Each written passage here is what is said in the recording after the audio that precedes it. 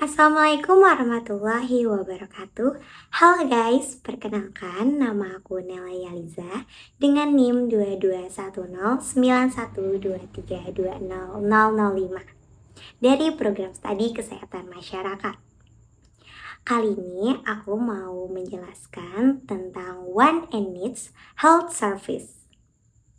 Ada beberapa yang akan aku paparkan, yaitu yang pertama pastinya definisi want and needs, yang kedua cara pengukuran want and needs, yang ketiga faktor-faktor apa saja yang mempengaruhi want and needs, dan yang terakhir yaitu contoh-contoh want and needs health service. Berikut penjelasannya.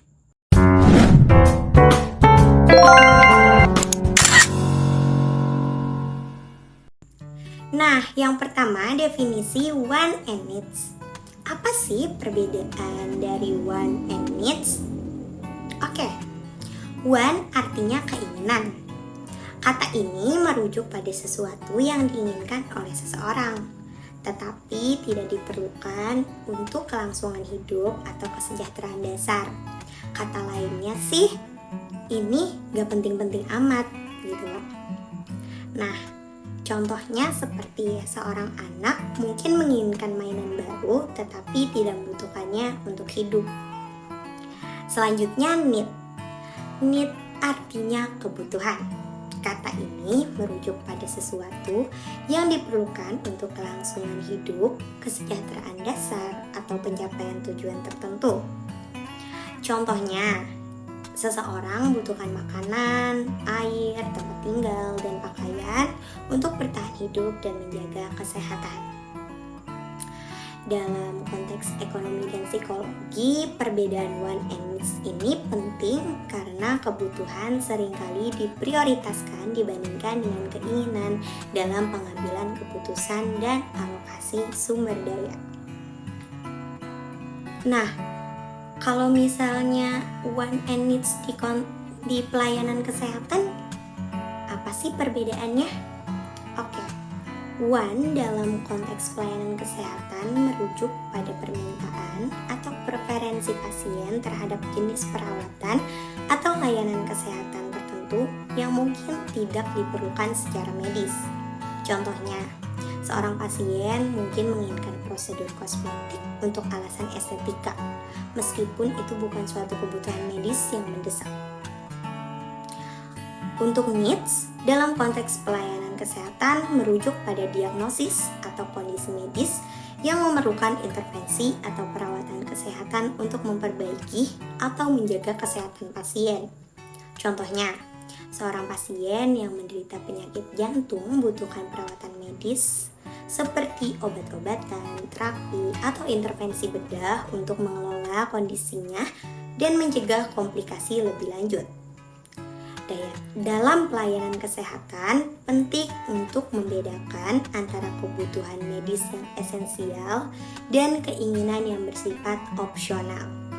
Hal ini membantu dalam pengalokasian sumber daya yang terbatas dan memastikan bahwa pasien mendapatkan perawatan yang paling sesuai dengan kebutuhan kesehatan mereka.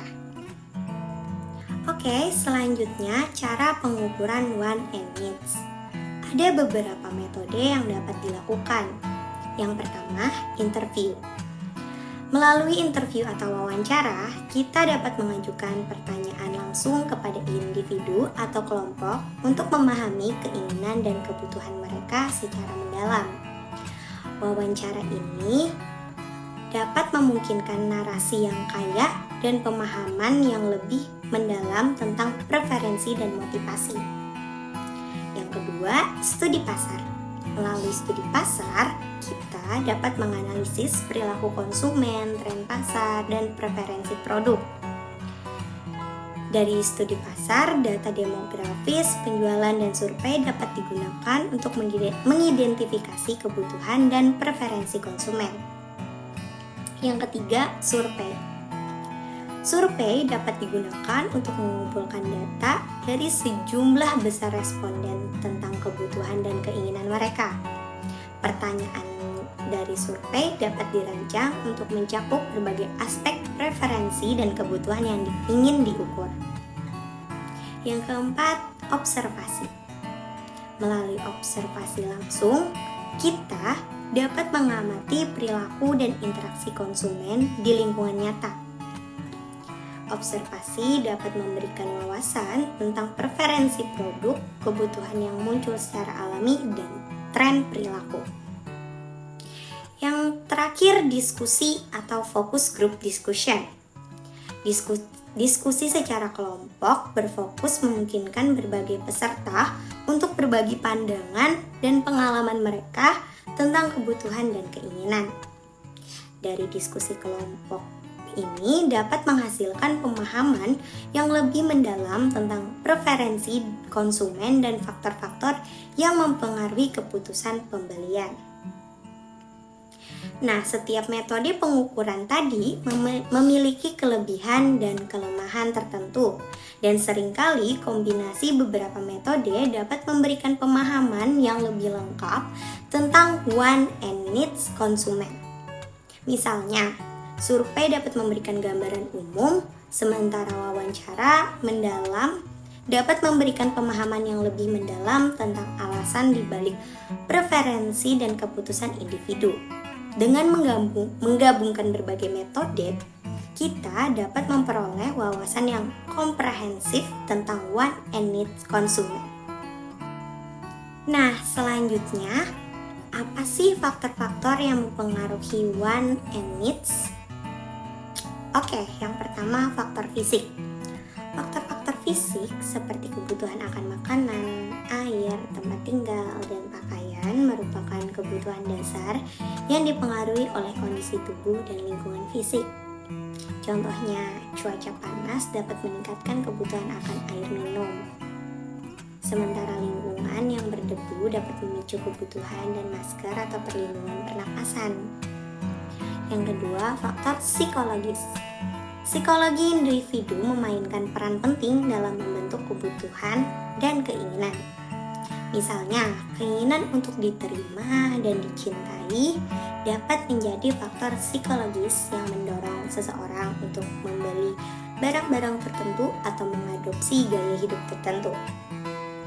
Motivasi intrinsik dan ekstrinsik, kebutuhan untuk rasa pencapaian, kebutuhan untuk kendali, dan faktor-faktor psikologis lainnya juga dapat mempengaruhi want and needs. Yang ketiga, pengalaman masa lalu. Pengalaman masa lalu dapat membentuk preferensi dan keinginan seseorang. Pengalaman positif atau negatif dengan produk atau merek tertentu dapat mempengaruhi keputusan pembelian di masa depan.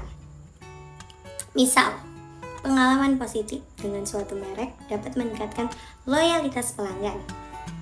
Sementara pengalaman negatif dapat menyebabkan pelanggan beralih ke merek yang lain. Yang terakhir, faktor budaya dan lingkungan. Nilai-nilai, norma, dan keyakinan budaya memainkan peran penting dalam menentukan preferensi dan kebutuhan seseorang.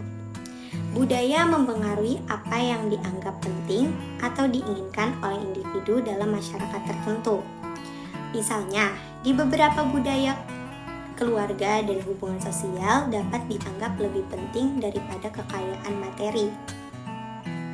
Sehingga kebutuhan untuk hubungan sosial dapat lebih diprioritaskan.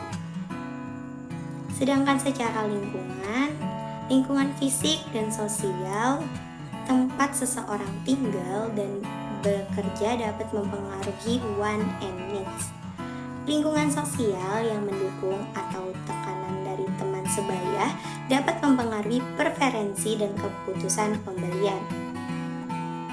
Lingkungan fisik seperti iklim, lokasi geografis, dan ketersediaan sumber daya juga dapat mempengaruhi kebutuhan dan keinginan seseorang. Oke, yang terakhir contoh want and needs health service. Untuk yang want, perawatan estetika. Ini adalah keinginan untuk perawatan atau prosedur medis yang bertujuan untuk meningkatkan penampilan fisik atau estetika, tetapi tidak diperlukan untuk kesehatan yang optimal. Yang kedua, konsultasi ahli gizi. Ini adalah keinginan untuk mendapatkan saran dan bimbingan dari seorang ahli gizi untuk mencapai tujuan kesehatan tertentu, seperti penurunan berat badan atau peningkatan performa atletik, meskipun itu tidak diperlukan untuk kelangsungan hidup. Yang ketiga, program kesehatan dan kebugaran eksklusif.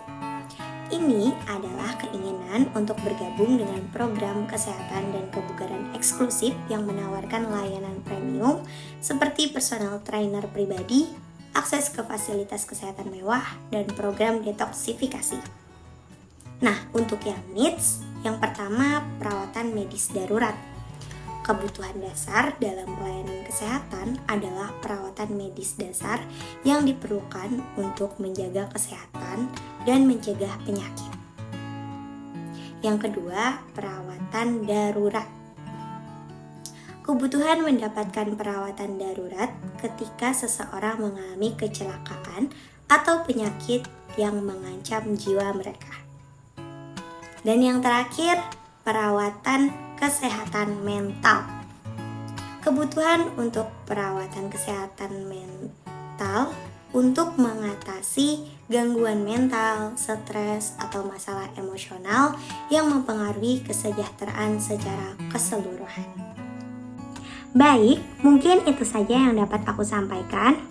Apabila terdapat kesalahan kata dan penyampaian, aku mohon maaf. Sekian dari aku. Wassalamualaikum warahmatullahi wabarakatuh. Bye-bye.